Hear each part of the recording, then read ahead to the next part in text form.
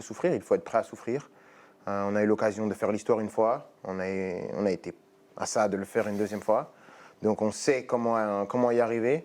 Maintenant, comme j'ai dit, toutes les équipes vont aller avec l'idée de faire l'histoire. Mais je pense qu'il n'y a aucune équipe qui doit avoir plus faim que nous. Mais si c'était facile, tout le monde jouerait une Coupe du Monde. On sait qu'on fait partie d'une minorité de personnes, qu'on est considéré comme beaucoup de personnes qui vont nous supporter comme les meilleurs joueurs de notre pays. Donc ça, c'est un statut qu'il faut assumer, qu'il ne faut jamais oublier, dans les bons comme dans les mauvais moments. Et je pense que pour faire l'histoire, il faut souffrir. Quand on parle de gestion des émotions, c'est ça aussi.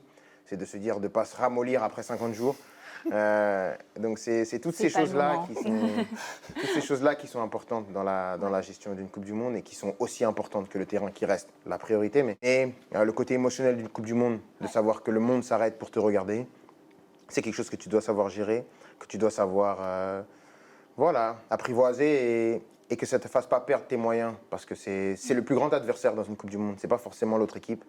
C'est toute cette pression, toute cette atmosphère qui fait que, en fait, tu es la personne qu'on va regarder. Oui, bien sûr, bien sûr. Mais ce que je veux, c'est revenir avec la Coupe le 19 juillet, le 20 juillet, parce que... vous marquez aucun but et la France est championne du monde. Signe au marqueur, indélébile. Ah oui. Oui, indélébile.